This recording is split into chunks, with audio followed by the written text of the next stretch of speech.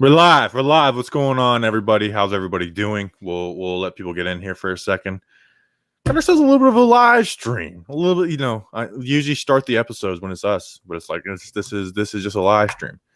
So what we're gonna do is we're gonna answer questions for like 15 minutes. We'll just talk, and then we're gonna bring on a couple of our Patreons and Jesse and Eric, and then there's somebody else. I just heard myself in my ears because I have heard myself snapping in my ears because it's on a delay. So once we have those guys on, if we still have time before the Knicks game, we'll just put the link in the chat and we'll go.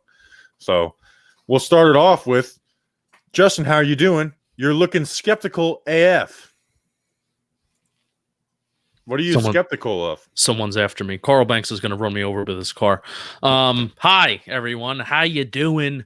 Good to be live streaming. Good to be chatting. Want to do some of these over the off season. We're gonna get the same questions thrown at us a million times. Who do we want to draft at 4? Would be surprised. 4. We're not picking 4. Who do you want to draft at 11? We almost made the playoffs. We're not picking at 4. Making progress. Yes, I'm doing well. Midweek live stream. Excited to be talking to everybody. Danny King.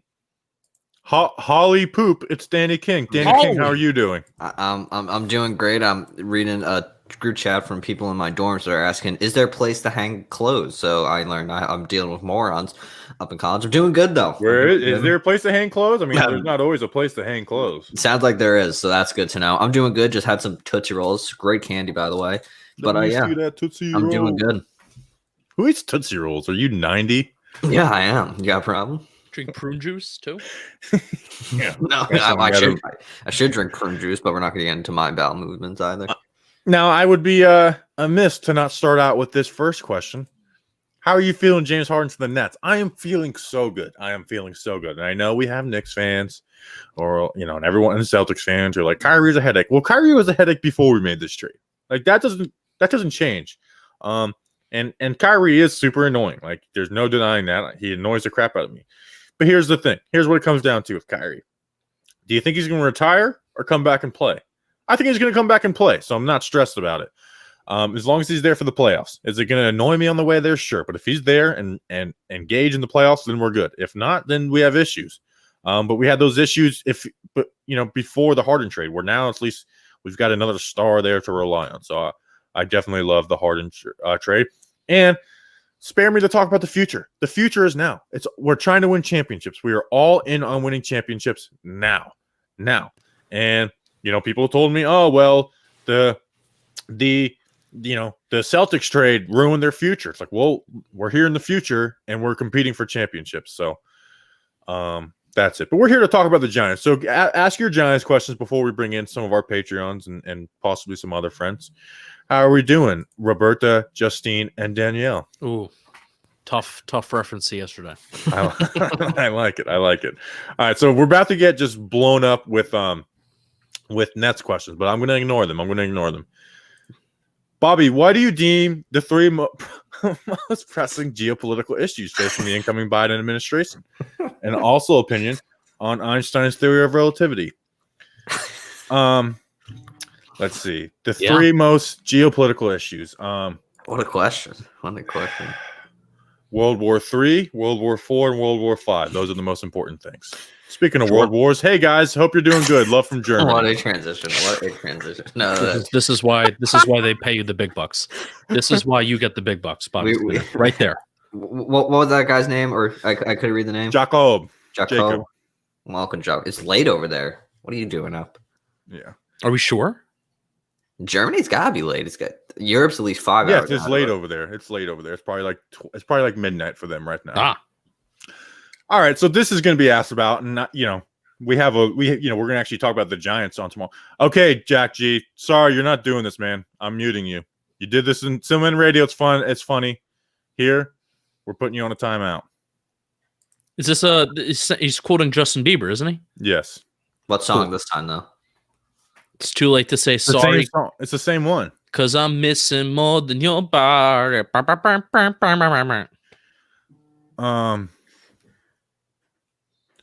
Justin, please explain the Carl Banks situation.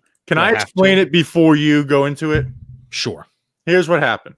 Carl Banks has a big time greater than thou. I played, you didn't, aura on Twitter, which I get is fine. Like Carl Banks isn't like studying the game and analyze. Like he's not. He's a all-time New York Giant. I mean, he was an all-decade player, awesome player.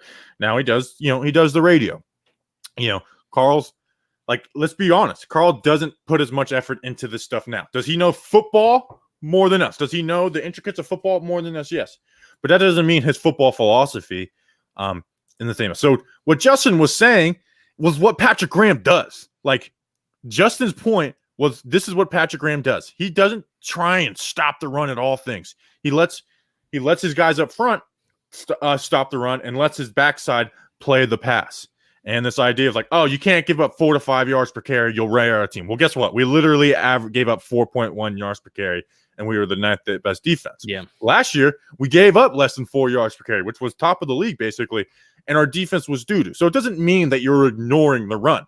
But this idea that some teams just – now, if you're playing the 49ers last year in the playoffs, then yes, you need to put more effort into the run. What the Packers did of not doing that, screw them. So, yes, against certain teams, the Ravens, the 49ers last year, the Titans, should you put more effort into the run? Absolutely. No one's saying you have one philosophy for every team. So what Justin was saying is what Patrick Graham literally does. Like we have the players with those defensive linemen and Blake Martinez to give up 3.5 yards per carry. But no team just runs 5 yards, 5 yards, 5 yards. And if you do, you should adjust. The issue where Justin got himself in trouble is he snapped quick. He snapped quick at the Twitter folks because Carl does that all the time. So Justin was responding to what Carl does all the time, and it wasn't simply just him saying in a vacuum Twitter folk. So if you listen, I have a good idea of what happened. Yes, that was perfect. If you listen to the podcast, the defensive lineman review, I said probably once or twice about I would rather allow 4 to 5 yards in the run game here and there versus 10 yards in the passing game on a consistent basis. Because I don't think that's a hot take. I would rather allow 4 yards consistently versus 10 yards consistently. Even break it down to that. Take away pass and run. And a reminder, that's the way Patrick Graham called this defense this year. So this isn't Justin bringing up some new philosophy or being over analytical. This is literally what Justin did or Patrick Graham did. Tristan told me to touch my nose if I'm being held hostage. Yes. Carl, like I said, Carl Banks tried to run me over with his car. And Benji, I think Benji asked me if I got a haircut. I did get a haircut. I got a haircut today. But yes, this is also Carl Banks follows me, Flex. Yeah, that was funny. Some guys like, how'd somebody know what you say? It's like, well, Carl literally follows him. So yeah, so Carl Banks does follow me. He's complimented on my work before, but also he unfollowed me. But he also doesn't like my philosophy on things, and I know a lot of people don't like my philosophy on things. It's kind of a new age philosophy of football, and we disagree on that. But I would rather Carl Banks disagree with me on just saying, hey, I disagree with this and let's talk football, not turning into like petty and backhanded comments. Like that's the part I didn't appreciate because that wasn't the first time where that happened. That Carl, was like Carl does it to everyone. He's done it to me. He's done it to Dan Duggan. He does it to everybody. Like he literally does it to everybody. And that is what Justin was. He wasn't reacting to the one time he said Twitter folk. What he was reacting is to the way Carl handles everybody who may disagree with the almighty Carl Banks. And I'm not treats us like child. Yeah, I'm not taking it. I'm not taking it from him anymore. So we also the thing talking Giants versus the world. You asked, and the world came at your door. The world showed up at the door and said, "This is who's against you." I got it. Yeah. So, all right. Let's actually talk some Giants though. I appreciate everybody that kind of gave me some messages and public support too on Twitter. It's like, hey, Carl Banks is kind of a child online, so don't take it to heart. So I appreciate fire that. with fire. So like he calls you Justine. I quote tweeted him saying, "Hey Carla, yeah, I'm a fight fire with fire guy." Like I think Justin, and this is me being nice about you. You view things as the way they should be, and then the way they're instead of like you think like this person should be this way. It's like yeah, but Carl Banks is never going to be that way. Yeah. But we can all agree, though. Can we please bring back Dalvin Tomlinson? No, Danny. we can't agree. We can't agree on anything. So, all right, we'll get into some real Giants questions and less. All right, so we'll get into it. Oh my God. Let's go. Oh, here's something. Andrew Thomas surgery, which we'll talk about on the podcast. Go. That, I mean, isn't that kind of just like regular offseason like maintenance? yeah, I don't know how bad it was, because he didn't show it. Like, there was nothing that suggested Andrew Thomas. I mean, I literally watch every snap he does like 2-3 times. Like I watch him more than I do any other player on the Giants. And there was never a time where he was limping or anything. So I'm sure it was something that was probably kind of minor, and they, like, the pain pills, made it go away. Love those pills. Every day. Pills are good. Every day. Let's see. Smith, Chase, Waddle. Rate them 1, 2, 3. Now, I'm not fully on this, but I do go Jamar Chase 1 still. And then I was actually watching I was watching the Alabama O-line, so I was watching Waddle and Smith. I do buy the Smith hype. Like, the people saying to don't get wrapped up in the Smith hype, I think you can. Like, his size doesn't bother me. It really doesn't. But I still go Chase 1, Smith 2, and then Waddle 3. I haven't watched much of Chase, but because you just get more of an alpha impression from Chase, I'm going to go Chase 1, Waddle 2, Smith 3. I've been on the Waddle train since June. We had a Talking Giants episode where we started looking at offensive prospects, and Waddle, like, this is the whole thing with Jalen Waddle. And I kind of want to have this discussion since it's relevant, since the national championship just happened. But Devonta Smith's year, that was supposed to be Jalen Waddle's year. Yeah. That, like, being the big playmaker, the big play guy, getting all those catches. I don't know if Devonta Smith wins the Heisman Trophy if Jalen Waddle plays. That's also it probably doesn't, but it doesn't change what he did. No, I'm not saying that, but I'm thinking about solely about Jalen Waddle, and particularly playing him during the national championship. A lot of people were critiquing that move. To have 2 national championships in 3 years, and to finally, this was supposed to be the year where Jalen Waddle was not buried on the depth chart. Last year he was 4th on the depth chart because Devonta Smith was 3rd, and then he had two first-round wide receivers last year in Ruggs and Judy. So this was supposed to be the year, like, it's his year. He's the big play guy. He's supposed to be on special teams. He's supposed to be returning kicks, not Devonta Smith. And it kind of was ruined by the injury, and that sucks. So that was supposed to be like his role, and I genuinely think that it could have been his role. He could have had that insane year if he was healthy. So that's why I still put him 2. Let's look at their stats when they were together. So let's see. Alabama, Missouri. Waddle, 8 for 134, 2 touchdowns. Smith, 8 for 89, 0 touchdowns. So Waddle better in that game. Obviously, this is going to be here, the States. Texas A&M, Smith, 6 for 63 and 1. Waddle, 5 for 142 and 1. So Waddle wins again. Waddle against Ole Miss, 6 for 120 and 0. Smith, 13 for 164 and 1. So Smith wins that one. And then Georgia, 4 games. Waddle, 6 for 161 and 1.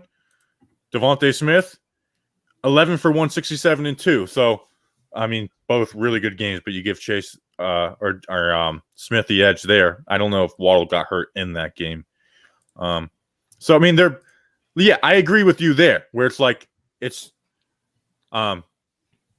Waddle may, like, if he plays healthy, I agree with you that he may be healthier, but I do think what Smith did, I don't know if Waddle would have done if he was the sole guy, but maybe he does too, because, I mean, Steve Sarkisian had that offense freaking rolling. Yeah. I mean, my more concern is, did Waddle injure that ankle even more because he left in a walking boot and because he wasn't 100%, or at least maybe he was, but it wasn't smart to play him on the ankle. No, he wasn't 100%. So, but I mean, he's going to be healthy. Yeah, by August, September. So yeah.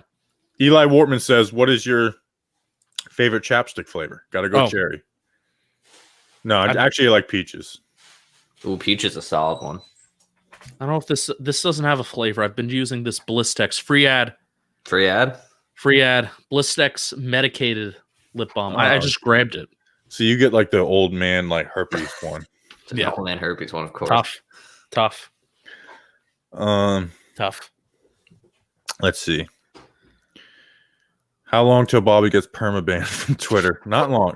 No, Simple Man Radio will get banned pretty quickly. Yeah, Bobby hasn't done anything bad on Twitter. Yeah, I'm actually pretty like good on Twitter. Like I just keep everything to myself. I've been worse.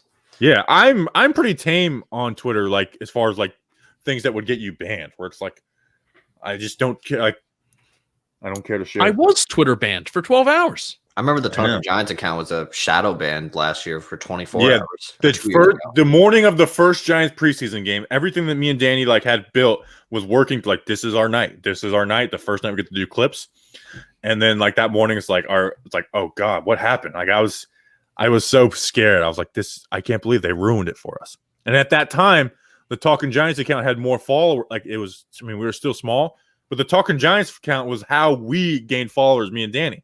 Because we would do follow for follow on Talking Giants, and then we would retweet ourselves from there. So that's where all our followers were coming, was from that account. So that was very scary. And you guys don't care. Shadow ban's not fun. I threatened to punch the Jets in the throat. Yes. I've seen so much worse than Nasport got banned. You can't physically punch a Jet in its throat. That is true.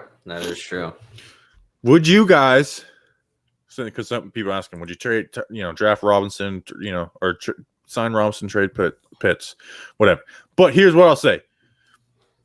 This isn't an ask who you draft. If cutting Kevin Zeitler meant you sign Allen Robinson, but if keeping Kevin Zeitler means you don't get Allen Robinson, would you do it? Because I think I would.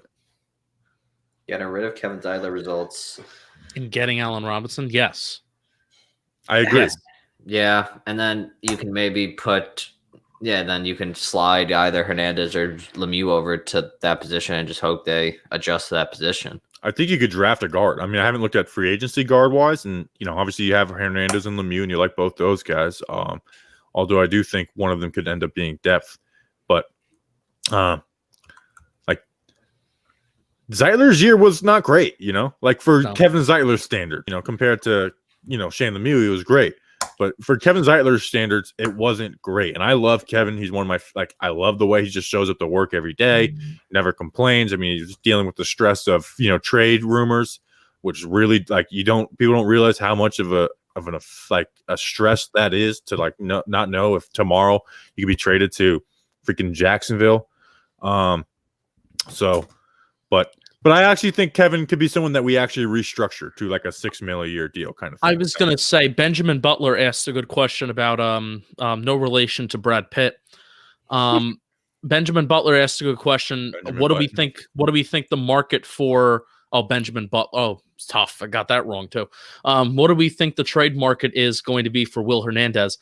I have a feeling the Giants are done with Hernandez, and you restructure Zeitler's deal because you may have to move on from Hernandez. Because I have a sneaky, and it's just a feeling. I don't know how to explain it. Is this you having a feeling, or is this someone told you this and you're keeping it a secret from me to make yourself sound smart kind of feeling? Because you did that to me. Maybe. I don't know. I personally wouldn't want to move on from Hernandez. I don't either. Because I still feel like he's a valuable piece, and he's better than Lemieux. I mean, run block and Lemieux, but pass block, and I would lean Hernandez. And I feel like Justin knows. Obviously, I have the bigger following, but Justin is the source guy because Justin's approachable and I'm not. Well, I'm not going to comment on how many pieces of news I've been told about I mean, we've both have been told pieces of news about the Giants before, but we don't expose that to the public because then what we do is we make ourselves sound smart and be like, hey, I think this may happen for the Giants, and then we're right because that's so we got much better than having one tweet where you're like, I think this might happen. I like the surprise of it all. Daddy. I like being like, what? Yeah, right. Whenever it's a thrill to know stuff. Like it just is. Oh, I would imagine. Remember Aldrich Rosas getting cut?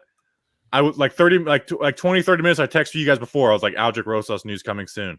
And that was a thrilling text to shoot out. Like I know something. It's thrilling. I mean, obviously, would I like to be in the know? Who wouldn't? But like that suspense, like you open your phone, you see like a big news. I'm like, yes. I know. The draft though, like the people that break, like I don't want to see that. I want to hear Roger Goodell say it himself. Oh yeah. Well, that's why they made that rule where you can't. The reporters are no longer allowed to report on the first round draft choices. Yes. Well, Dan Duggan did it. Well, no, he did it for the second round. I thought. With Okay. McKinney. Let's see. What's something the Aldrich Rosas we knew? Or what else did we know early?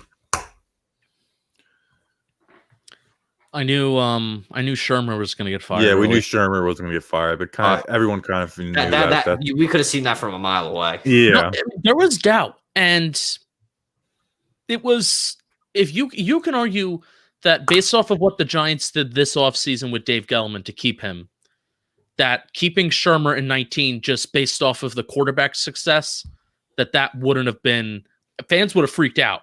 Fans would have freaked out, but they would have said the same thing that they would have said this offseason about the quarterback, the team showing progress, blah, blah, blah, blah, and then went with Shermer this past year. And it wouldn't have been the most outlandish thing, even though a lot of people would be upset.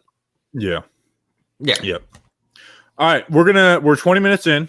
Let's add a Patreon member. We're gonna try and do these semi-regularly, so it won't always go to Patreon members, but we give them first crack at everything because they're our most loyal supporters. So we're gonna do one at a time. First, we're gonna have on Jesse. What's going on, Jesse? Giants, Bobby, Danny, Justin. What's going on? I love the jersey. I want to tell you a story about your name. Do it. When we moved to Florida, the guy that was renting the place out to my dad, who's now a lifelong friend, he lives across, like he's like family. He introduced my dad, whose name is Robert, to the neighbor as Jesse. Until the day she died, which was a couple of years ago, she always would come by and like, "Where's Jesse?" Like she thought his name was Jesse. Right here. The entire time they knew her. What's going on, Jesse? It's good to see you face to face instead of through Patreon this messages. is cool. Thanks for hosting this, guys. Thanks for having me on. I've been following you guys for about a year now. Listen to every episode, so it's been a good year. It's been my favorite year in a while as a Giants fan. So I appreciate it. Here's a question I have: how did you find us? Because it's like most of the time it's through Twitter, but it's like sometimes we'll get like, "Hey, my friend at school," or the YouTube or Reddit. Reddit was big for us this year. Like, how did you find us? Yeah, it was through Twitter, but I believe the first tweet I ever saw was actually like a Trailer Park Boys related Talking Giants thing, and I'm a big Trailer Park Boys guy too. So I'm like, oh, cool, let me check this page out, and then I saw it was a podcast, and I saw you guys, your individual pages, kind of here and there, like retweets through other Giants media. So, but yeah, it actually was a Trailer Park Boys I got to follow, and then I got into the podcast around this time last year. So that's funny. Yeah, I've gotten a few people who follow me, and I'll get a tweet from them like, "You're a Giants fan and you have Trailer Park Boys in your cover minutes." Like I'm definitely hitting the follow button. So I always like those a little more. And Trailer Park Boys was an integral part of our show in the summer. So I mean we have that right. That's a sticker. I'll always be my favorite sticker, and we made it. In fact, I'll go grab it in a second. I just made it. I'll tell the story of how it got made. So I have one. 5 copies left, like you said. Yeah, I have. I might only have 2 of those. I'll go grab it in a second.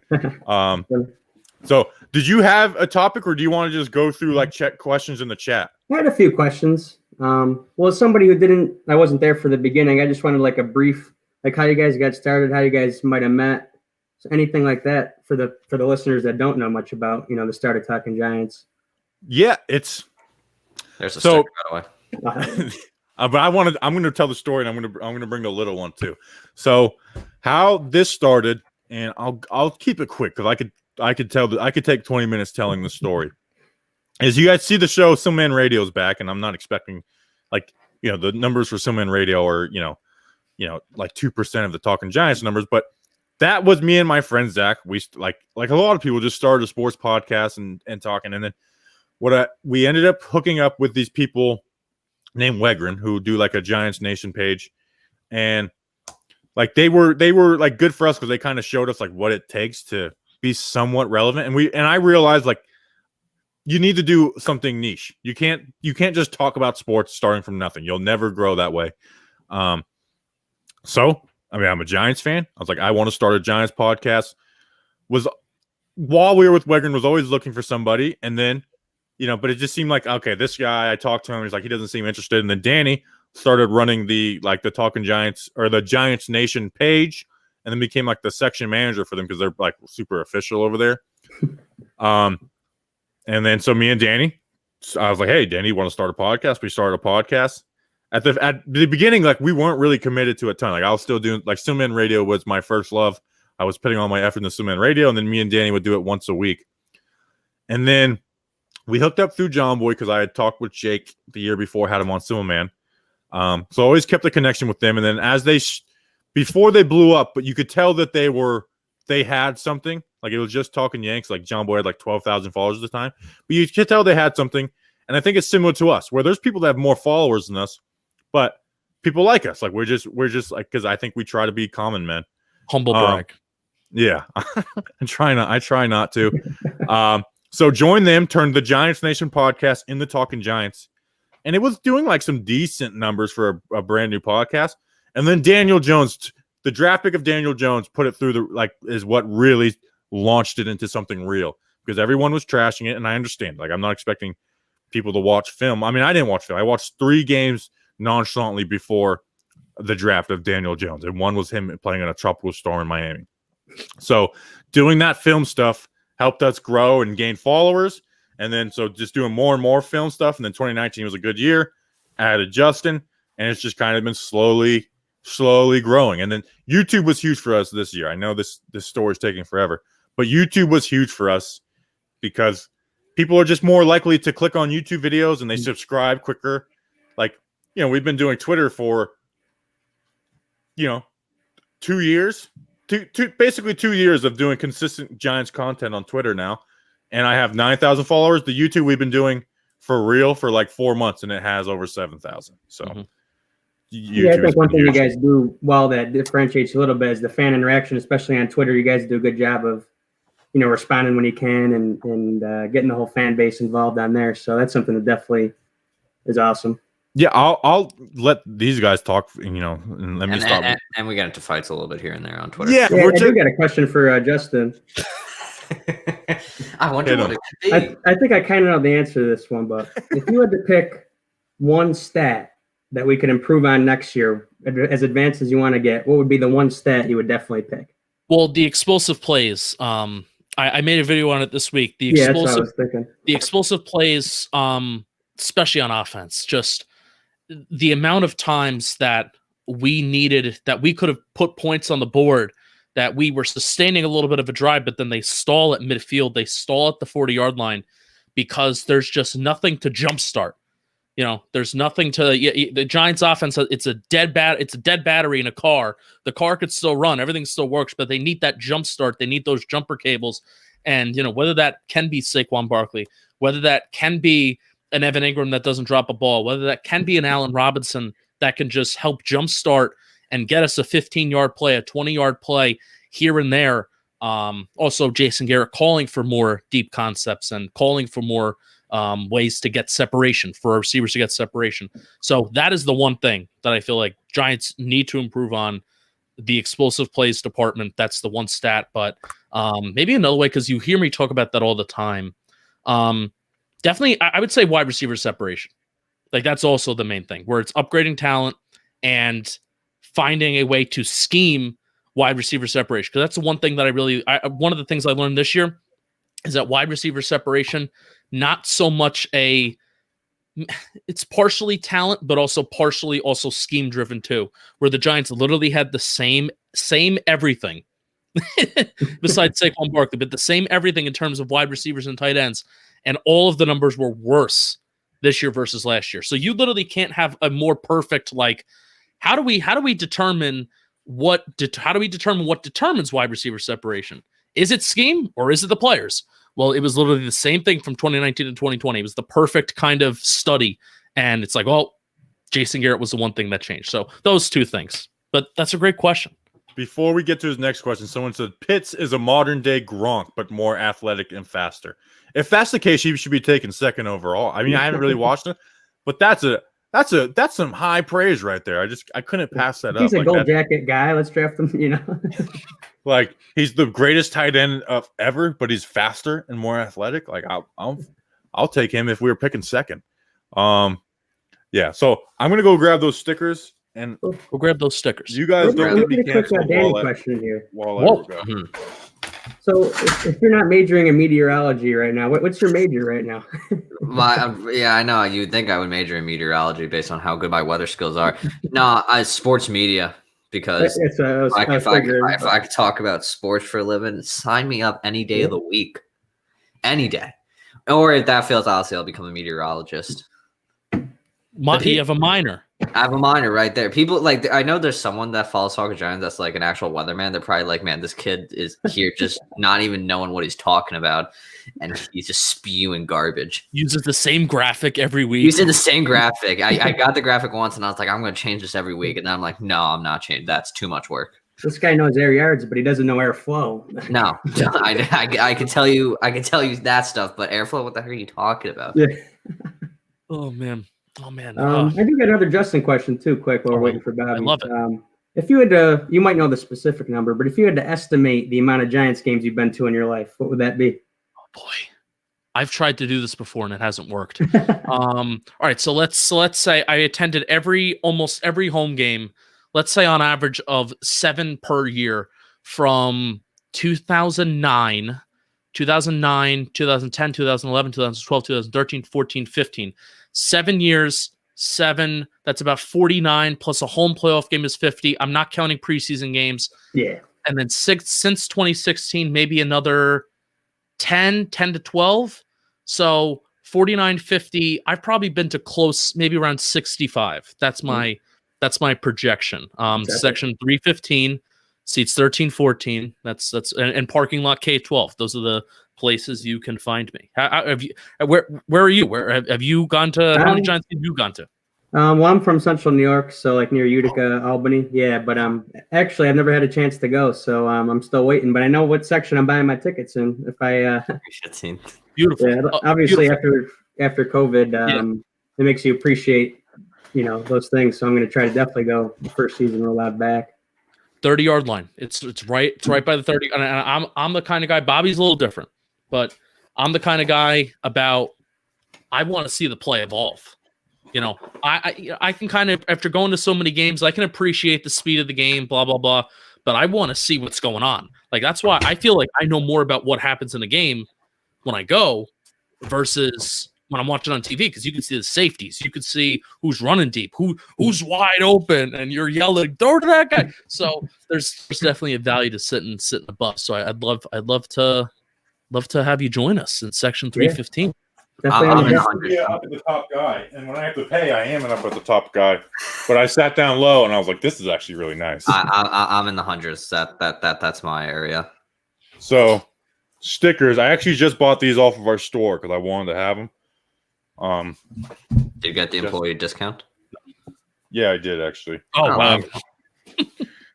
These are the first sticker. Well, I don't have any left over of this first stickers we have. I have one. It's on my laptop, but I can't show you that. That's impossible. We have these stickers, which was a fun but dangerous time for us, but I thought we did well. People really didn't like that I voted for myself.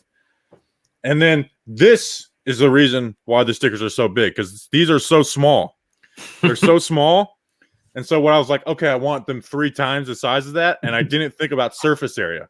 So what I did is I literally like, all right, 3 times the length, 3 times the height. So now the stickers are enormous. So I have 1, 2, 3, 5 left of them. Maybe next year we'll no, I'm not going to auction.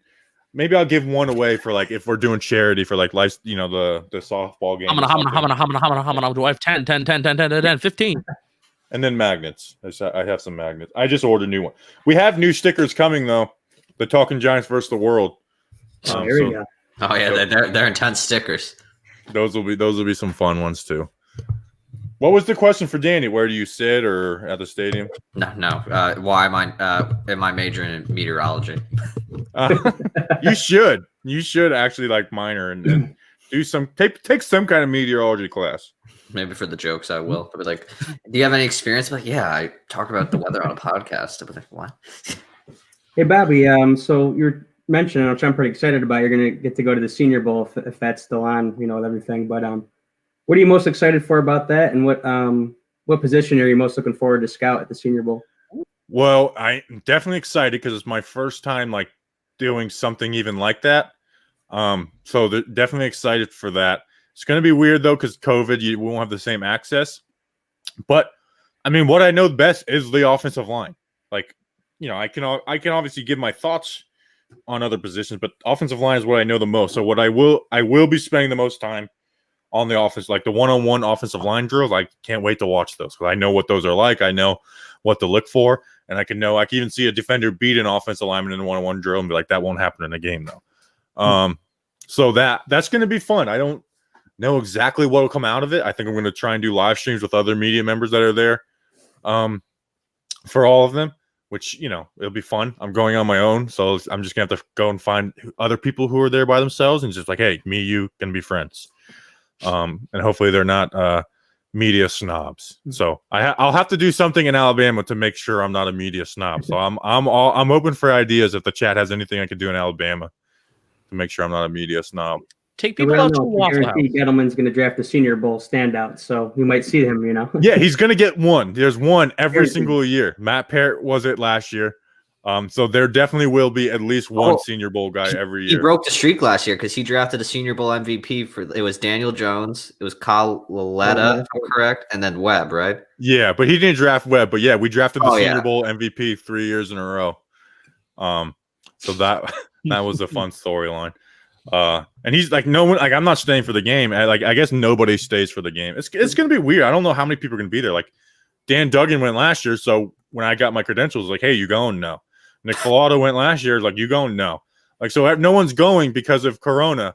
So, but I guess it's a good first year to get into it and kind of get myself familiarized with. Bobby's not afraid. Okay, Danny Bostock is just really setting us up for some publicity. He said, question for Jesse. Why did you choose Talking Giants over other pods? So I can't ignore this question because it means Jesse's gonna have to say something nice. Yeah, well, I mean, I kind of touched on it before, but and you kind of touched on it a little bit too, just being approachable and like the common man kind of thing. But I guess just as I'm in my mid-20s and I feel like the age similarity and some of the way you can interact on social media, savvy with that kind of stuff, really is kind of, I feel like things are evolving that way, and I feel like you guys are even a little bit ahead of the game with as far as Twitter interactions and doing fan stuff like this on Patreon. It's come up in the past couple of years, so anything to get the fan base more involved and make you feel like you're a part of like a big community is cool, especially during coronavirus. It was nice this past year to have those other guys to hang out with in one way or another. So yeah, man, we literally just try and have as much fun with it as possible because I didn't go to school for any of this. I'm not a journalist. Like, this is literally is a fan podcast. Now it's turned into a job, which is crazy, which is crazy to think about. And it's real. And we are like, I'm going as a credentialed media member. It's like, something we do. We try to make sure is we'll never pretend to be beat reporters. Like, we're never going to be beat reporters. We're never going to try, like, even if someone gave us news, like, we're not going to break it. Like, the most news I would break is, Daniel Jones got coolers for the offensive line. I did try to break that news, and I couldn't get it because I'm just not a newsbreaker. So, I mean, at the end of the day, we are just fans, which sometimes sucks because we blur the lines of like, hey, this is us doing film, and here's me saying Tyler Heinicke, sucks. Yeah, like, so you blur the lines sometimes, which it's kind of playing both, but I feel like we do a decent enough job. And I can't stand media snobs. So I always try to keep myself in check. Even like if something's annoying me, be like, remember, like, and here's something. People shouldn't watch film. Like, if you watch film, cool. But it's like normal people don't. Like if this is what you enjoy doing, like hobby, cool. But like when I'm talking to some guy at the gas station, I'm not expecting him to know that Will Hernandez is better than Shane Lemieux. Like he's gonna like I'm not gonna be like, actually, if you look at their left hand and they're like, so that's something we try and remember too. It's like nobody is invested in this as us. Like there's probably not 2 people or 3 people who are invested as in the Giants from outside the organization as us. Bobby, I have a question. This came from Bangkok Baseball. Eventually we will be suiting up, putting on pads, and we should line up against each other. You want that? I would pay for that. Oh, if give me a couple months to get some of my agility back, because here's the thing, I'm not going to beat you with strength. I'm going to beat. But I don't have agility either. Well, I'm gonna. You have the strength. I have the. I will get. Back I don't even have the strength. I'm not strong. I never really was strong. I wasn't like. Anyways, I don't like talking about my playing. People ask me about my playing days. Like, one, it's like I didn't play like some big school, and then 2, it's like college was. Let's just say it was a blur for me. There's a reason I left after 2 years. We're gonna think like if we ever record ourselves like hitting a sled or doing something, we're gonna think that, oh, we looked great. Oh, we killed it. And then we're gonna watch back and we're like, we can't publish this. We can't do it. I'm the king of the sled though. Like the new sleds they have where you push in and they pop up automatically. Those are like I don't understand how people didn't get good at those. Like those are way easier than the ones where you just literally have to lift them up. All right, Bobby, I was gonna say you got to have some triceps or deltoid strength from that pool net or something, you know. I know. It's been 4 months, and I've realized my shoulders aren't as defined as they were before from going literally like this all day long. So I've been trying to do like some in-home, body weight workouts, which is plenty enough weight for me. So Jesse, do you got anything else before we bring in Eric? I think that's about it, guys. This was a blast. Yeah, thanks for doing this. Do you have a Twitter account that we can put in the at for people to follow you at? Yeah, it's actually my name's Jesse Cimino, but is in it college, what's on your name right now? Up with Giuseppe Cimino, so that's my at handle. Is the same as it shows on the screen here at Giuseppe Cimino on Twitter. All right, I'm going to put that in the chat. Very smart by you. Yeah, Giuseppe. Just simple. Keep it simple, but simple man. Hey, he's a simple man. I'm looking forward to the player reviews and all the draft stuff. It's the off season is really the on season in a lot of ways. So looking forward to all the coverage. Yeah, the nice thing about football is there is no off season. Jesse, I'm putting you on the spot real quick. Wayne Gallman, are you a Gallmanite or an Alfredite? That's a good question. That's tough. It was painful for me at times to watch Alfred Morris, so I'd have to side Gallman. There we go. What a guy. Yeah. Just re-sign Wayne Gallman. Listen, some people have less tolerance for fumbles. Well, Gallmanites don't. That's who we are. All right, Jesse. Thanks, man. All right. Peace out, guys. Go Big Blue. See ya. All right, that was cool. That was like one of our first times doing that. We're gonna add Eric in a second. I'm gonna make sure I follow Jesse on Twitter. That was great because he came prepared. Like he had his questions written down, which was awesome. And it was just like free pub for us. I mean, it was just like, hey. Oh. Who put that question in the chat? What a smart man. And now we're about to add Eric, who, I mean, he's a voice. He's one of our biggest voicemail guys. Eric, what's going on, my brother? How you doing? Hey guys, how are you? You guys like the shirt? Yes. I love it, man. I wish we would have made that. Yeah. Oh, Eric, I know, right? I've got your Danny Dimes one though too. Cool. All right, Eric, you're. I feel really old being here. I'm 40 years old. Well, you are really old, Eric. I know, right? No, I'm like right in the middle where it's like Danny's, super young and annoying, and I relate with you more at 40 than I do Danny at 20. So, Eric, you are a habitual voicemail leaver on the podcast. What's going on, man? Yeah, I'm not at the bar tonight. I'm doing well. How's everything going in Naples? Naples is nice. I remember, is St. Thomas Aquinas the high school that's in Naples that's really good at football, or is it just Naples? There's just Naples. I just moved here 6 months ago from Northern California, so I'm new to Florida. How do you like it so far? I know it's not the same experience with COVID, even though it kind of is. How do you like it so far? I like it a lot. I like it a lot, yeah, for sure. And I've got ties to Miami because I'm a tennis coach. I played college tennis at Marquette University. Okay. And I went to school. I was 2 years older than Dwayne Wade, so he took us to the Final Four. So that was pretty cool.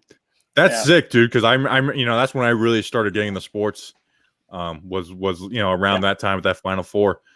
That was the same Final Four that Chris Bosh had Georgia Tech in the championship, and they lost to UConn, right? Was that that Final Four, or was that UNC the next year? No, it was Kansas. We lost to Kansas. Marquette did, and then there was who was the guy for Texas that hurt his back? The stud point guard that ended up not being. He got hurt. He hurt himself in the NBA. But it was Final Four. It was Texas, Kansas, Syracuse. It was Melo's year. Oh yes. Melo, Syracuse over Kansas. Now I remember. Yeah. So. Exactly. Yeah. Oh, we got Bradenton in the house. So we got. I have a question for Eric in Naples. Sure. I have a question. Eric, I need you to set the scene of what your typical Talking Giants voicemail looks like. Like, where are you? What's going on around you? What are you doing? I need to hear this because your calls are my favorite. I looked forward to it every week. Despite you would do such a perfect job encapsulating what the fan base is going through, whether it's pure sadness, whether it's just pure joy. So I need to set the scene around you about what's happening when you give us a phone call and when you leave us a voicemail on a Sunday night or a Monday, whenever. Yes. So it's not as glamorous as you think, but basically I would go to the sports bar and I met 3 Giants fans that are in their 70s, all from New York. And we started watching the game since game 1 of this season. And when the game would, depending on good or bad and how many beers I had, game ends. And instead of going into my car to make the call, there was a stairwell right by the car. So I'm staring at a concrete slab and I'm either pissed off or excited. And I'm ready to give, everything I got to the voicemail. That's basically it. So. Bobby was so thrilled by that answer that he left us. I mean, that's like the best place to do a voicemail. Just literally right in the moment, whether you're pissed or happy, and you get all the emotions out right then and there. It's definitely pretty raw, for sure. Have you ever thought of banging your head against that concrete slab? I most certainly have. Yeah. I during that in that concrete slab is when I memorized your guys' phone number because it needed to be on speed dial. So, yeah. I haven't memorized the phone number yet. One of my favorite voicemail stories is Justin used to have the voicemail. I was like, call us, you leave. And then I was like, I'm just going to change it. And I was like, tell us exactly where you are, whether you're in the car or, and on the toilet. I'm in and my then so bed. so we got a voicemail episode and everyone started doing it. And Justin's like, what the hell? Why is everyone telling us where they are in their voicemails? And I give you a lot of credit for being, our number 1 voicemail caller, but our best, like you're the GOAT voicemail caller. Our boat voicemail caller is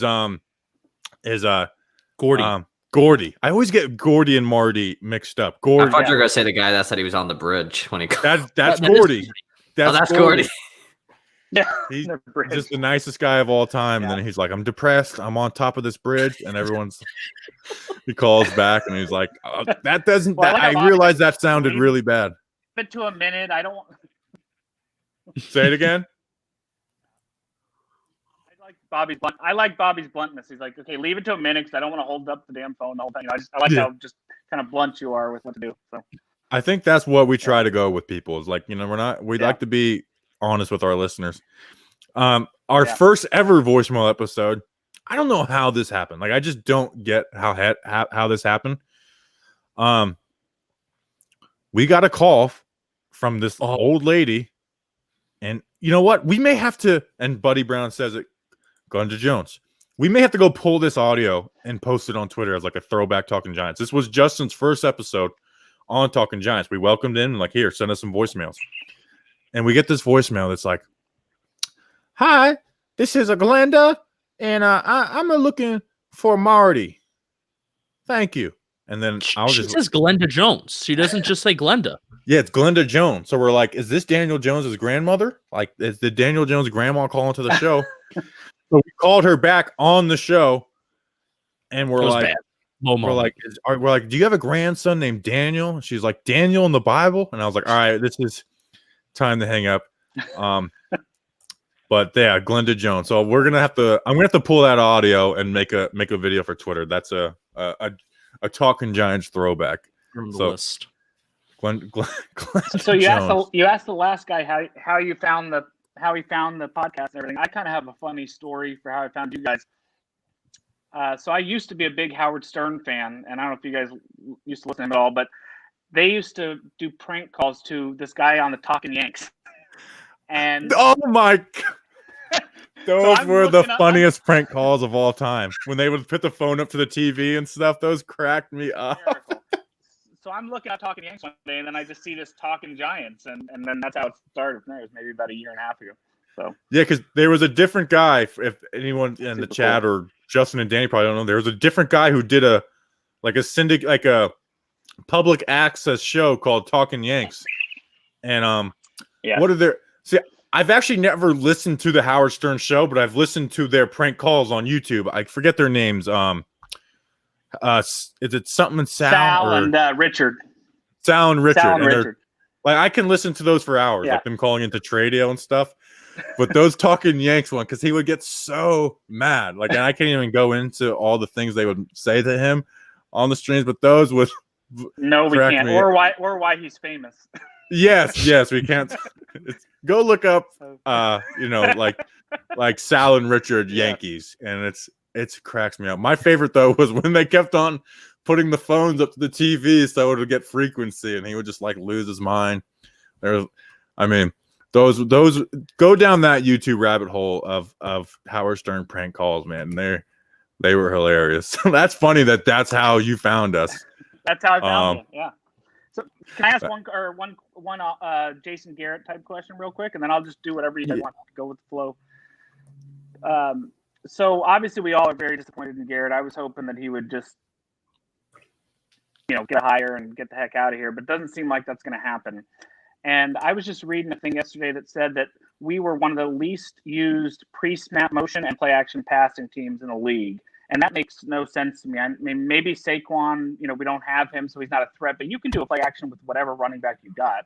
And my question is that when I look at offenses like, like Kyle Shanahan and Sean McVay, where they kind of use that bootleg heavy offense, I think Daniel Jones could work really well in that. I mean, to me, it's easy concepts, right? It's like easy reads, flood concepts, like, simple stuff. And you get Jones out of the pocket and you actually create some routes that are actually catchable. And it just seems like, I don't know what Garrett's doing. And that's the one problem I have going into next year is I just, I'm loving the coaching staff, but I'm not happy with Garrett at all, Yeah, I don't know. I just don't understand why they're keeping him around, and we try to, like, I always try to lean positive. Like, I always hey, and I try to remind myself, like, hey, we don't know what's going on all the time. Like, there's a lot of stuff behind the scenes we don't know. Like, it's like Will Hernandez hasn't been starting. Now, I'll be blunt in saying I think Will Hernandez is better, and, not everyone agrees with being fine, but I'll be blunt in saying I think he's better. But what I also can say is, like, hey, there might be something going on behind the scenes. Like, you have no idea what's going on behind the scenes. But with that, it's just, I don't get what it is. Like, I don't know if they value continuity that much more. Where I guess you could say in the second half of the season, Jones did look better, but I think that's even more the reason. It's like, yes, Jones looked a lot better in the second half of the season after the Tampa game, but the offense still wasn't that good. And I feel like that's the biggest indictment, that even when Jones, like the Eagles game, played perfectly, the O-line played well that game, the run game worked well, the defense played well, and we only scored 27 points in that game. I really think the good games are the biggest indictment on Garrett. Well, one thing I want to say before, because I know you're going to say something. That saying they don't want to move on from Garrett because of continuity with Daniel Jones. If that's the case, why they move on from Shermer in Jones' first year? When Jones looked solid under Shermer, he looked horrible under Garrett, but they're like, oh, we got to keep him for continuity's sakes. That's just one of the lamest excuses they could have given. And you see guys all over the league with their first, just look at rookies. Herbert, this is his first year in the system, and he's a rookie. I'm holding out hope that there might be a decision still to be made, and they are giving Garrett that respect of him doing a head coaching interview, even though he's only done one, interview with the Chargers. So it's frustrating because I'm not like a yell, fire this guy, fire this guy. Even if I don't think the guy should be there, like I'll be like Gettleman. Like, I'm not a Gettleman homer, but I'm also not a huge hater. So it's like I'm not gonna I'm not going to be tweeting about fire Gettleman, but with Garrett, I am just like, I don't get it. Yeah. Why he's here. So the funny thing about play action is that Daniel Jones actually was the 15th quarterback in the National Football League in play action, and that was with how many games did he play? 14. Played 14 games. And, do we even count the Arizona as a game that he really played in? And he was top 10, maybe even like top 7 in play action attempts before he got hurt. Like, he was on pace to be a quarterback that used play action the most. However, I'm looking now at play action yards and where he ranked in that department. He ranked 15th in play action attempts, but 21st in play action yards. The quarterbacks that are right behind him, and not really behind him by that far, are Teddy Bridgewater, Derek Carr, Carson Wentz, Dak Prescott. Teddy Bridgewater played 15 games. Derek Carr, he had a good year, but maybe they don't utilize play action. Carson Wentz, we all know the trouble that he had. And Dak Prescott. Dak Prescott had 582 play action yards in 5 games, and Daniel Jones had 717 in 14. Despite having a lot more attempts. So they utilize play action, but it's just one of those things where you're like looking at all these different things and like they're just not utilizing it correctly. And you talked about the bootlegs, the rollouts, all that stuff. You don't necessarily need to have an awesome running back to do play action. And Josh Allen was second in the National Football League in play action yards. What running back does he really have? Matt Ryan, same thing. Jared Goff, they have a great running game, but they don't have an elite running back. Devontae Freeman now. yes, he does. Devonta Freeman. So, that was a great point. Just about, maybe they're doing it, but how are they doing it? And they're not doing it right. And I think that's a great point that you made, and I can't agree more with that. Speaking of Freeman, what I'm hoping is the Giants they average 17. Sorry. Well, I was just going to say, before you get into it, I was just going to say, Bills fans have been finding my Devontae Freeman clips and being like, look, this guy still got it. So you're saying something about like 17 yards? Sorry, I interrupted you, and which Justin knows I have a really bad habit of doing. Okay. My phone things aren't working too well anyway. So we average 17 points a game. I'm hoping that you bring Saquon back and he gives you 6 more, right? Because you figure he's going to get a touchdown in a game, right? So I'm praying that happens, and then we get into a little bit more flow. But Justin said the other day that we targeted Ingram 104 times this year. Unless we get Kyle Pitts, I don't want us ever throwing to our tight end 104 times. Yeah. And, he lost us 2 or 3 games, and everybody knows that. And, I think that's why he's a Pro Bowler, is because every other team voted him as a Pro Bowler because they like playing against him. Oh, my God. Yeah. I didn't fully wait, Eric. Yes, but we did. We targeted Evan Ingram over 100 times this year. Oh my God! Is that so scary? With what you were saying, like, yes, Saquon coming back does help. Like, and something we repeated over and over on the pod is, we always said, oh, if Gallman breaks this one tackle, he's gone. Well, it's like, well, Saquon does, and that's why he has all those big touchdowns every single year.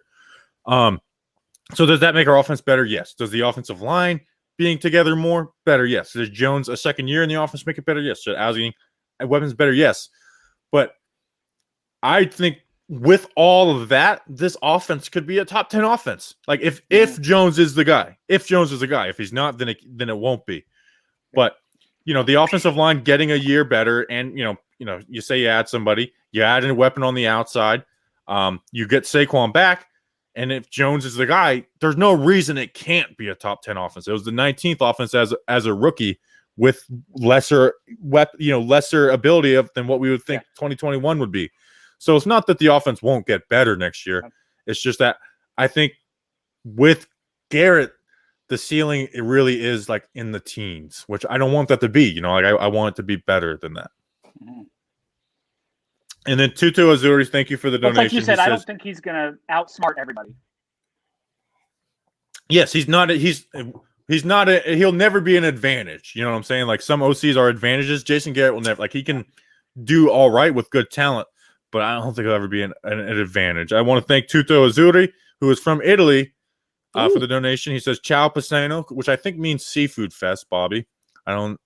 Maybe when I typed that in, I got it wrong, but. Or maybe that's a website. No. Paisano means like, hey, Paisano, hey, my buddy, my friend. Ciao. Okay, ciao, my friend. Okay. Eric and Naples, you're so diverse. See, I know in Spanish, mis amigos means like, hey, you're my friend. Amigo just means like acquaintance. So I know that I have a lot of Hispanic friends. Thank you again for your awesome content. Thank you. And, wait, Seafood Fest? That's what you like? That's what Google Translate told you? Yeah, my memory by Translate. Maybe I didn't use Google Translate. Oh, so. I had blackened salmon last night. So I'm also can I just say I've gotten 2 comments on my looks today. Best type of salmon. It is the best type of salmon. And one person said that I look like I'm an assistant defensive line coach. And then Harry Boss said I'm looking sexy. So thank you. There we go. That jacket does make you look like a coach. I like that jacket. I might need to get that. It's good. And it's actually from Fanatics. I love the Blake Martinez comment. Yes, Eric. So you agreed that I look like Blake Martinez. Of course.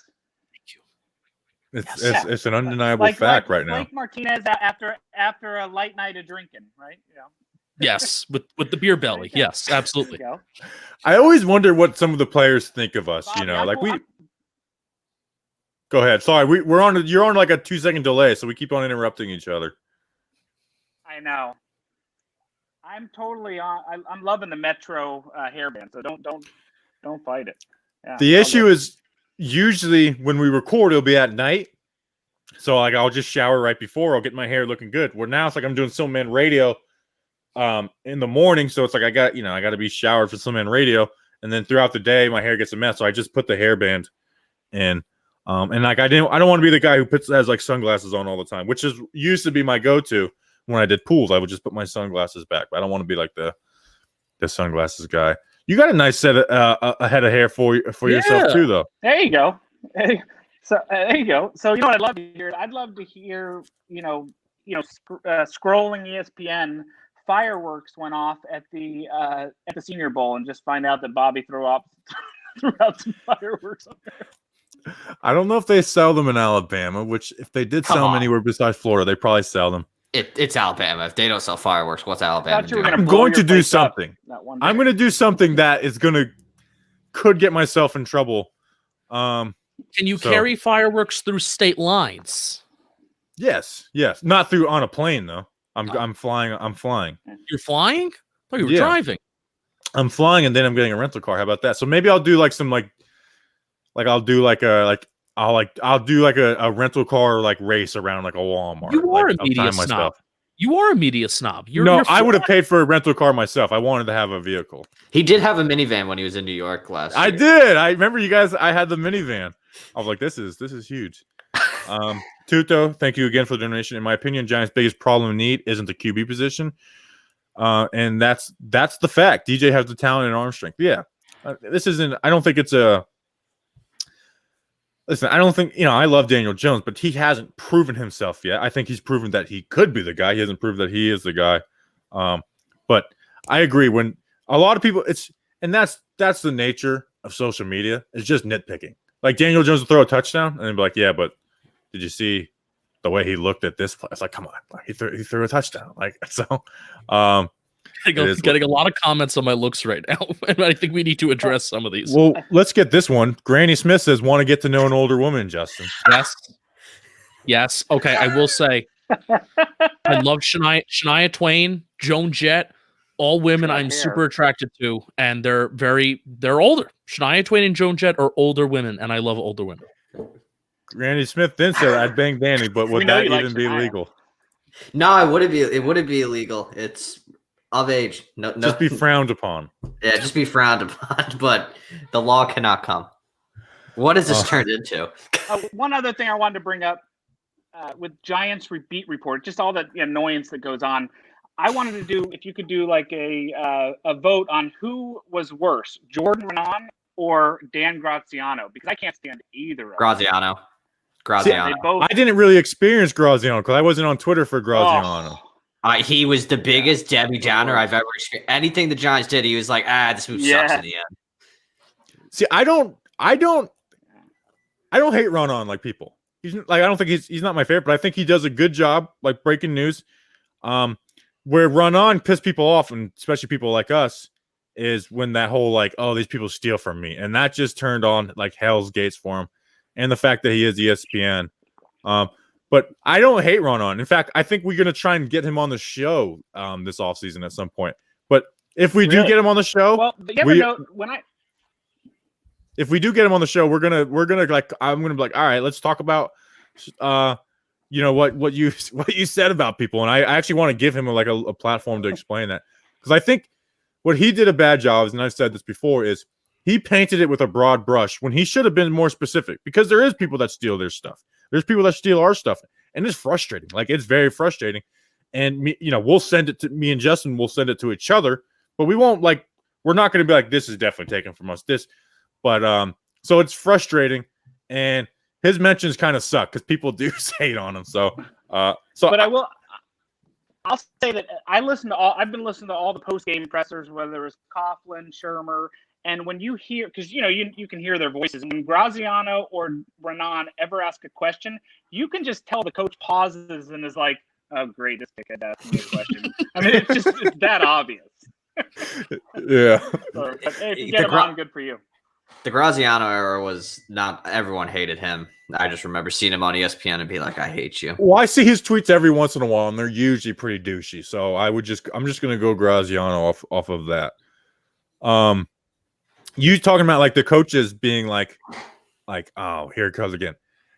I kind of have a theory that Joe Judge pays attention to us, because the Little Caesars story from earlier in the year, and then a week later, he brings up Little Caesars in a press conference. And then we had a long conversation on a voicemail episode about how, hey, we don't know what Joe Judge thinks about Daniel Jones. He's made a mystery. And then literally, we posted that clip on Twitter, and it became a discussion on Twitter. It was getting shared around. And then all of a sudden, later in that day, Joe Judge's press conference was the first time he really came out and was like, Joe Judge is our guy kind of thing. And then, so now that's me being an egomaniac probably a little bit. But the Little Caesars one, it's like, come on, that's undeniable right here. That one was odd. I swear, I'm sure they pay attention. I don't know if they pay attention. Joe Judge pays attention to what's said about him.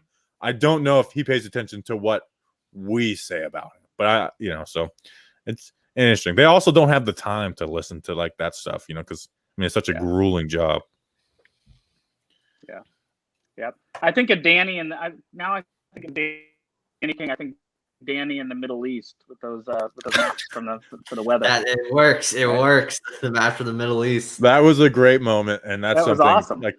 That was that was great. The Middle East map was an all timer. That's what we did last year. Really hot out. Yeah, and we turned the second we decided, instead of watching a ton of film of the other team, it's we're going to bring on an interview.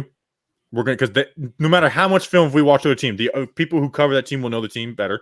So we'll do our little bit of research and watch a game, give our 20 minutes of what we think, bring on a guy who knows that team, and then the second half, let's make it fun, but also talking about the matchup, the fantasy draft, and then if I can say, you guys, that probably more than anything, I love your expertise. I love all the different podcasts. I love the films. But my favorite part is probably just watching the three of you kind of battle and go at it with wits in your fantasy draft. I mean, it's hysterical.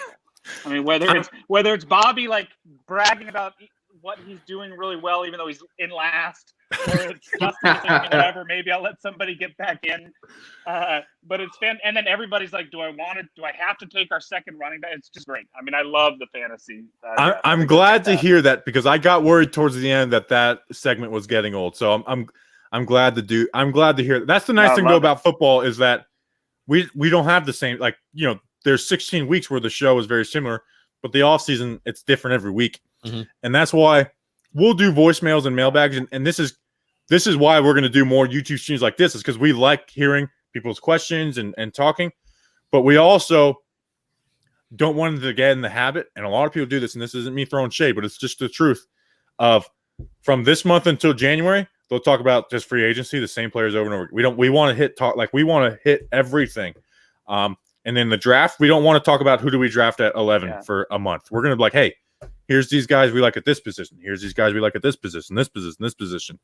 So and I love you guys getting out with Tana and everything. And and I forgot the other guy's name, but Mike, I think. You guys, Mike Too Nice, fantastic. Yeah, branching out, and I just got into the podcast with Simple Man, and I love hearing about Kyrie. See, anyway. People like I have been a very arrogant Nets fan today because they traded for James Harden. But people don't realize I'm the opposite as a Nets fan than I am a Giants. Like a Nets fan, I am a very like negative. Like I don't care about relation. Just win me a championship. Just win. I'm like the people I despise of Giants Twitter for the Nets. So wait, what did you just say about Harden? Did I miss something? The Nets traded for James Harden today. No way! Oh wow! I told you guys, breaking news is thrilling. I just broke that to Eric. Oh. Yeah, we traded Carousel. Eyes light up like, wow, we're telling them something new. For the 320-pounder, James Harden. Shut up. Carousel went to Houston and then Indiana. Indiana sent Victor Oladipo to Houston. Jared Allen's going to Cleveland, and then Houston has like 20 million draft picks from us, which I don't care. I just want to win. Eric, we're gonna send you off, and then we're gonna put the link in the chat to get one more person in. Yeah. Before the game starts at 7:30. Really appreciate it. Yeah, like I said, thanks, man. Thank you for being a supporter, and thanks for coming on this because we were worried we were going to not get people. So thanks, Eric. Fun. Bye, guys. Thanks so much. See ya. Oh, all right. I could do this all night. That was so fun. I could do this all night. I really could. All right. So here's what I'm going to do, chat. I'm going to put this link in here. This could be dangerous. Link is in the. Oh, I didn't press the button. Link is in the chat. Join. Can I join? Just from my phone? We get Justin. That'd be interesting. We should actually see if that works. So we're gonna interview myself. We're gonna start. We're gonna go till 7:30 when the game starts. In fact, I dropped my remote earlier and the batteries fell out, so I got to put those back in so I can turn the TV on. Oh boy, hit the link. I just did a workout before this, so I got a shower. Harry Boss. I don't know if Harry Boss is a troll, and I think he's saying nice things. Harry Boss is saying nice things about my looks, and he's also saying how Danny King could slide into any high school girl's DMs, and he's also saying Danny's not allowed to do that anymore. I'm not allowed to do that legally anymore. Danny's a gangster. There we go. What's going on, player? Oh, Mr. Chicken. Mr. Chicken bought an iPhone so he can give us a 5-star rating. Did he really? What a guy! No, I don't think that's why he did it. If he did, I would be like concerned. I think he bought an iPhone and he gave us a 5-star rating, not to give us a 5-star. That should be how Apple introduces their phones. Be like, you can get an Apple and you can give Talking Giants a 5-star rating. Justin, look who's in the chat. Who is in the chat? Michael Scott. Our friend Big Blue in the Bronx. What's going on, man? How are you? What's up, guys? I was glad to have you on. Me and Justin have both been on your show. I'm going to find your channel and put it in the chat so people can subscribe. So you, Justin, talk to him. I have a question though, Alex. Sure. Was I the first guest on your show? No, it was actually Alan Hahn. Oh, that's a big get. But you were the first out of the Talking Giants crew, I must add. Okay, that's fine. I'll take that. But that's a big get. Alan Hahn is your first guest. Yeah, I had a couple. I had Paul Lee Dotz. I had Rich Soiber. I had Stacy Dillard. A couple other people. It's way more impressive than us. Weird flex, but okay. No, by the way, I know Bobby's a Nets fan, so show it in his face. Oh boy! I'm not looking at the screen right now because I'm pulling up your channel so I get the link so people can subscribe to it. Don't look. I got an RJ Barrett jersey. Oh, RJ Barrett. What? Yeah. Okay. Now I do want to give you a chance to talk about the Giants. What is your views of RJ Barrett? Like I really do. I like RJ. I don't think he'll ever be a consistent all-star, but I think he's a guy who can make a couple. Like I was actually saying this with Chris the other day. Now he's not Brandon Ingram. Like he's not the type of player. But I think he can be at that level where he's like, he'll make an all-star gamer here. He's never going to be the second best player on the championship team, but he can be a really good player. I think he just needs to be just consistent as a player. I mean, from the free throw line, from the three-point line, he just needs to be consistent like that. That's mainly what I got to say about him. But I got this for my actual second Christmas because I celebrate 2 Christmases. So that's where that comes from. But one question I do want to ask. Yeah. One question I do want to ask. Because of the supposed needed edge rusher, and I don't know if the Giants like really emphasize it.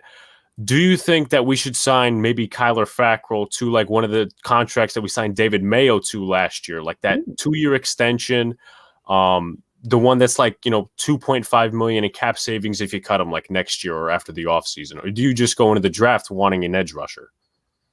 Justin, I'll let you take that one. Well, Alex, I also want to hear what you have to say because you brought up the idea. I think it might actually be a good idea because if we have more expectations for Lorenzo Carter, right? And we sign Kyler Fackrell to a team-friendly David Mayo kind of deal, which giving Kyler Fackrell a David Mayo deal makes more sense than giving David Mayo a David Mayo deal, if that makes sense. Want me to say David Mayo one more time? And do we expect O'Shane Ximines to take a jump? But Alex, I kind of want to hear you introduce the question. You also have your own channel. Bobby did put it in the chat. Go subscribe. But also, I want to hear what you have to say because that's an interesting idea. I haven't thought about that yet. I do agree because I mean, I obviously brought it up. But yeah, I think it would be very friendly extension both to the player and both to the team. Obviously, Jabal Sheard is another story when it comes to linebackers. He's a vet. That's a 1-year rental, just like Alfred Morris and Dion Lewis. But I think Kyler Fackrell played well this year, and even he came back in his first game with a sack on Andy Dalton. So I think, you know, in this kind of system with all the outside linebackers, he provides you good depth, and he's basically Marcus Golden if we kept James Betcher another year, in my opinion. But I think that would have been a mistake. Now, Alex, you're a Yankee fan, so you always love to hear when Brian Cashman says, oh, even though we didn't sign any free agents, Luis Severino, getting him back is technically signing a free agent. You know how they like to pull that semantics? Has he said that this year? Well, no, he said that in the past. He said that, oh, because this player was hurt, it's basically like signing a free agent. That's what he said in the past. But we could technically pull the whole Brian Cashman formula because Lorenzo Carter was only here for 4 games or however many games he was here for, and because O'Shane Ximines was only here for X amount of games, that's like signing 2 free agents at edge rusher. Could we pull it off? I just really want to see who gets maybe cut after the preseason next year because you have Carter Coughlin, you have Cam Brown, you have Fackrell if he comes back, you have Carter, you have Ximines, and I think it's about not just who plays good, but who they favor at this point. And that's going to drag me probably into my next topic in the that I actually was going to put in the chat is that do they cut Kevin Zeitler for extra cap money? And what are the chances of them actually drafting a guard? And to be honest, like I know they don't like Hernandez like the other regime liked Hernandez, but I don't think he's that bad of a player to just say, you know what, we're going to trade him, we're going to cut him. Because there's a lot of, and I said this a lot on when I go on different channels, I would rather have Hernandez as a 2nd-round pick where you just realize he's an average guard. You know, he'll give you a solid 16 games rather than a 2nd-round bust or a 2nd-round good player, maybe like a Weston Richburg or Justin Pugh, but they're always hurt all the time. So I would just take Hernandez. And I feel that a lot of Giant fans who don't look at the film and the stats and that stuff, they are pissed off at him because he, you know, played well his rookie year. And the last 2 years has been a drop-off. So now they have to realize, you know, he's a average guard. Yeah, I'm right there with you with that, where I don't think you can go into next year with Will Hernandez on the bench. He needs to either be a starter or on another team, you know, trade him. So now I've been battling with this, and moving on from Kevin Zeitler makes your offensive line worse. And I think making your offensive line worse is not a good thing. But with his contract, you may have to. Like, you may have to ask him to take a pay cut, and if he's not willing to take a pay cut, you may have to trade him, because somebody will trade for him even with that big contract. Someone with cap space will trade for Kevin Zeitler. I'm not saying you're going to get a 2nd-round pick, but you can get something. But to keep this defense together and also maybe add a wide receiver or add anybody in free agency, whoever they wanted at whatever position, I think you're going to have to do something with Zeitler, whether it's restructuring or moving on. So I'm with you that I don't think you can't just let Kevin Zeitler play the year out on his contract. And supposedly they are shopping him at the deadline, so I think they are on. Like, I really think they're on the same page with that. Would restructuring? I mean, I don't know how it works. So, like, I'm not going to act like a a GM or a really expert when it comes to that, but would restructuring in some cases extend his contract, kind of the way they did? I think I don't know who they did it with, but would it extend it just to get to a lower price? I think you could do what the Saints did with Janoris Jenkins this offseason, where they're, I'm assuming, but they're like, we're not paying you $10 million, but if you want to take a pay cut to $5 million, we'll keep you around, and you won't have to go test free agency. I think that's what you would do, and Zeitler will be reasonable. I'm sure they want to stay around, instead of because even let's say Kevin Zeitler does go and test free agency, do we think he's getting guaranteed money after the first year, and do we think he's getting more than $6-7 million a year? Maybe he does. Maybe I'm totally, not looking at the market the correct way. But I think he would probably rather stick around here. And, here's a inside source. Sarah Zeitler, his wife, is like a big fan of ours and buys our stuff. They want to stay. They want to be here. And I have no idea what that means contract-wise, but in a perfect world, they would like to stay here. I think that's the thing as well, because the family. You always got to take the family situation into account. If it's nice here, why bother moving? You don't want to move all over the place. And I actually discussed this, I think it was yesterday on the podcast that I do. People can't overreact as Giant fans to the way Cameron Fleming played. And he was only signed for like $4 million, but he didn't play, that good. I would have probably rathered Mike Remmers, but also look at the right tackle free agent class if you think Matt Parrott's not going to be ready. Matt Filer is one option. He played left guard for the Steelers this year, but year before that, he played right tackle. Another option is Darrell Williams, who played well for the Bills. Another option, which people may not consider because he's 35, Ty Nsekhe. He's a good swing tackle.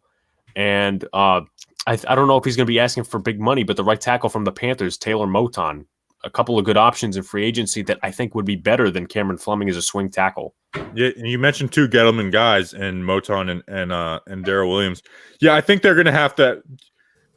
Now, I know the topic of maybe picking a tackle in the first round got brought up. I don't think they're going to do that. I wouldn't be against it, but I don't think they're going to do that. You can't just go into the year blind. Matt Parrott's a right tackle, and I don't think Cam Fleming's good enough to where you could be like, okay, he can hold the fourth down. And I don't think the Giants ever thought. I mean, like Cam Fleming he was brought in to be a swing tackle, which I think he's actually good for that swing tackle role, but he wasn't brought in to be a 16-game starter. But Solder opting out really obviously, forced their hands. Yeah, Fleming wasn't supposed to be a starter. Then he got moved in there with Thomas going to left tackle. But do we consider after this year the way the special teams looked in the second half, do we cut Riley Dixon, or do we blame that on the entire unit? Ooh, I've heard some contract. I've heard some conversations around this because I actually follow some guy. I follow some punt. Well, Danny, aren't you a big special teams guy? Like you, I like special teams. I enjoy watching them. Teams. Yeah, you're Danny. But he went through a Brad Wing year. If you remember what happened with Brad Wing, he was good. 2016, I think, and then 2017, he fell off a cliff. There's a few puntalytics pages that I follow, and I'm sure a lot of people are really barfing if they hate analytics that there's puntalytics. Is there long snapper analytics? Because me and Danny were in Casey Kreider's Twitch stream last night, trying to get some Twitter long snapper stats. I don't know if there's EPA per play for long snapping, Bobby. But yeah, it showed that Riley Dixon, he was about an average. He wasn't below average. I'd like to maybe see the splits between the first half of the season, second half of the season. But that's an interesting, even if Riley Dixon is like a good punter, not a great punter, but would you, if it's one of those things where it's like, just find, here's Alex, I know you are such an attention to detail guy. Even hearing you talk about free agent options for right tackle, 2 weeks after the season ends, power to you. This is why, if you like attention to detail and you like, just everything about the Giants put out there, Alex is your guy. Go follow him on subscribe to his channel. I just put it on. Subscribe to him on YouTube. Now I forgot my point about your attention to detail. Where was I going? Punters. Sure. I forget where I was going, but go subscribe to Alex because I'm fascinated with his level of thought of thinking about the Giants because I haven't thought about these things. Who is your one we're gonna end this in a minute because the Nets actually we got 15 minutes. Never mind. I'm looking at the clock right now, so we got some time. 15 minutes. Hang on a second. It started 15 minutes. Oh, it starts in 15 minutes. It's on ESPN. I forgot they got Drag It Out. Sorry. Yeah, right. they got countdown the tip off. More commercials. So all right. So who is like the guy you want to go get in free agency? Because it seems like everyone's got like that one guy, and we get tweets all day like, what about this guy? And I guess we could send it around the horn, but we'll start with you, Alex. Who's like that one guy that you would like them to go get? What in obviously they may have to figure out some stuff with Zeitler or Tom, but who's the guy in free agency you want to go get? See, unlike other fans and like content creators, I'm not a guy. Well, I mean, I look through free agency and look at the options. If it had to be a guy, it'd probably have to be Allen Robinson, because the other option would be Galladay, and he only played so many games this year, and the content creators were talking, oh, he's going to take a prove-it deal. I'm like, no, he's not, because he's still going to be expecting big money. I don't know where that idea came from, but obviously, Robinson because of the wide receiver need, and also, I've always been about assessing in-house duties and priorities. You're going to bring Wayne Gallman back as the backup running back. Is he going to be commanding bigger money than his rookie contract because of the way he played this season and the way maybe other teams scouted him? Leonard Williams, Dalvin Tomlinson, those are two of my top priorities as well. And maybe like little signings, like depth signings, like of Ryan Lewis. I mean, those are not big, but like, just like the main ones.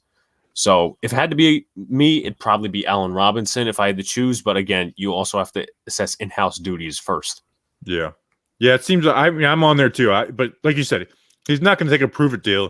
And if he is, he's going to take it with a team that has a proven top QB. That's the only way. Like, it would have to be with, the Packers or somebody. Like, he's not going to take a prove-it deal with the New York Giants as much as I like Daniel Jones. He's not to. But he could take a long deal. So yeah, I think Allen Robinson is the guy that seems like everybody wants, and I'm right there too. If healthy, I would say Galladay. Like, you watch Galladay, I think he's exciting, and he's an excellent contested ball guy. And you see the way Daniel Jones is accurate downfield, and they would be a great fit. It's just, can he stay healthy? Which scares me about Galladay. Because if Galladay is healthy, I probably would be all in on the go get Galladay train. Boom. Danny, who's your big get?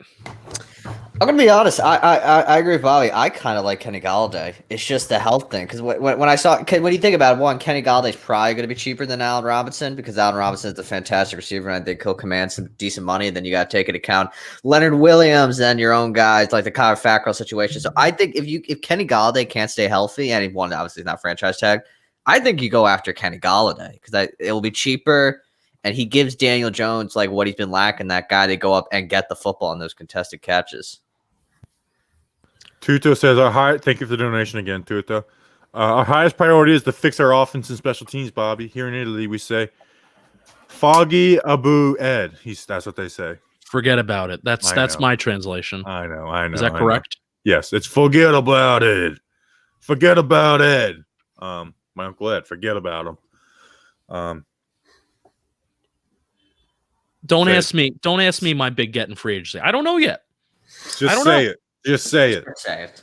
Well, part of me, I mean, part of me wants to think realistic, where I would not mind getting a guy like Curtis Samuel. I'm not saying get Curtis Samuel. A guy like Curtis Samuel, and Justin adding Curtis Samuel. Write it down, yeah, and adding somebody in the draft. I wouldn't mind that. Somebody said. Oh, I missed it. Corvette Schuster. I rather keep Golden Tate. Keep giving me Golden Tate. Yes. If you give me Juju Smith-Schuster, Golden Tate, yes, Juju Smith can be a guy. No, give me Golden Tate. No, I agree with you there. Very much so. I don't think him and Joe Judge would last well. I was just about to say, I think he would get along very well with Joe Judge. I don't need no Corvettes not happening on MetLife Stadium. Joseph says, thank you for the donation. Taylor Moton would be big money, but would it be worth it? Alex made a great point. Yeah, I would if we can get a free agent right tackle like Taylor Moton, it might be worth the money. Like what? Let's say that, like, everyone's saying, go, sign a wide receiver. How about we sign Taylor Moton and then we draft a receiver, and we draft a receiver in the second, or do something of the nature and sign a lesser guy like Demarcus Robinson or somebody. So Like don't rule that out. Like I would celebrate it. And so I mean, actually no, that probably does. But like Marvin Jones, realistically, he could be a cheap option to be that. He could be the Golden Tate, like what we thought Golden Tate would have been. Yeah, let's do Golden Tate all over again. What's Kenny Britt doing? I have a Rutgers shirt on underneath here. What's Kenny Britt up to? Just being Kenny. Kenny Britt. How do you not know who Kenny Britt is? You don't know who Kenny Britt is? Rutgers, Tennessee Titans, Rams star. All-time great. Yeah, I could care less about Rutgers. Alex, I have a question for you. Sure. This is your first full season podcasting, right? Podcasting, content creating. Yeah. What is the one thing you learned about, or how about even this? You can even answer that question. One thing you learned about the great world of the great judgmental world that content creation is, or one thing you would like to go back and tell your past self about the approach to your first season or your first season in content. Have Bobby on before Justin. That's false. Incorrect. I do have a point to bring up about the whole wide receiver thing with free agency, but I'll start by answering your question. Thank you. I would probably say to myself, I mean, in relation to the first question you asked, I would say there are different types of content creators. A, and Giants Twitter is a whole nother mess. B, watch how you have to formalize your plan of how you do a podcast, in my opinion. Are you going to be a fan podcast that talks about it? Are you going to be an unbiased podcast? Are you going to be a podcast that goes into the stats and talks everything like that? I think I would have definitely given myself more time to just look over different podcasts to see what they do. I wouldn't take any of their ideas. I don't, do that. But I think I would formalize a plan so that I could get my audience, more interested in what I do. That's something I would definitely go back and do. And, it's a good thing I started it because A, pandemic, B, I'm going to be going into college next year. So, that's something to add to my resume list. And if you get a wide receiver in free agency like Allen Robinson, do you draft Kyle Pitts at 11 or do you take another position of need? Evan Roberts. Is Kyle Pitts, like someone said earlier, a faster, more athletic Rob Gronkowski? I heard someone said he's Evan Ingram, but like he can actually catch a football. Well, that's not Evan Ingram. That's literally Evan Ingram. Do we both have this? Yours is brown. Mine is mine's red. Oh, mine's the flames and the blue. Except we this have a good one's idea. Ripped open. I always need. I have things on my desk that I always need something to do with my hands. So like this. Bobby has a coconut. So the thing with Pitts is this is where it's nice that we actually have the draft, we have free agency, and everything that usually happens with roster construction and moves happens before the draft. Now, Evan Ingram could also be a guy that is dealt draft day. We heard rumors of that happening in 2019. But if the Giants are committed to Evan Ingram, no, I don't think you can bring in another tight end. The tight end room is already crowded enough, and people are complaining that Caden Smith, or not complaining, but people are say that Caden Smith does deserve more snaps, which I would agree with that. Mm-hmm. So it all depends on what you do with Evan Ingram. If you're committed to Ingram, I say no. But if you're not, and Pitts can be this talent that transcends. I mean, if you think about it, Kittle transcends the tight end position. Kelsey transcends the tight end position. If you can find that guy that can be just as valuable of a guy who can block on the line, plus be a target for Daniel Jones, I mean, that is tremendously, tremendously valuable. But it would involve moving on from Evan Ingram. Yeah, I would take those guys over the top receivers in the league. I really would. I think those guys you can build a team around guys like Kittle and Kelsey, in my opinion. More so Kittle just because the way he blocks. So yeah, if Pitts falls into that category, then I mean I'll probably want to draft him, over a wide receiver. So we'll see. We'll see. But I'm just starting to get into draft stuff now. So the game is about to start, and we'll finish off with this. Mr. Brownstow, Buddy Brown, says Talking Giants versus the world. Alex, you're part of the Talking Giants family, so you're with us against the world. Subscribe to his channel. I put it in the chat a few times. I'm putting it in one more time. Alex, thank you for coming on. We'll definitely do this again. And we're going to try and do this. I'm not going to make any promises of how often we're going to do this, but we're going to try and do this because I could go all night doing this. Alex, thank you for coming on. Make sure to go follow him. Is your Twitter just at Big Blue in the Bronx? I know I follow it. It's BB. It's without the big in it. It's B Blue in the Bronx. Yeah. Okay, I'm gonna same profile picture as I would Blue. my YouTube channel. I like that. What I'm gonna do is I'm just gonna put the link for it in the chat. Yeah. All right. I mean, we'll see. Be Blue. So follow Alex on Twitter. Alex, do the Yankees have a better record than the Mets this year? Ooh, absolutely. Hopefully not. I don't want to hear the Mets fans. I really don't. Cashman needs to get moving on LeMahieu or Tanaka, one of them. If not, bring back Didi or Andrelton Simmons, and you put Glaber at second base. But one thing I do want to sneak in one more time before, obviously, you guys end the Q&A, is that Ingram, he has a $6 million savings if you cut him. So you could either do that before free agency and get, like, I don't know, more money for the cap space, or, you know, if you want to trade him for draft picks at the same time. That way you don't have people complaining, oh, we cut him for nothing. So those are ways that the Giants will have to go about it. But I just don't like the fact that they're so committed to him. Yeah, it's weird how much they love that guy.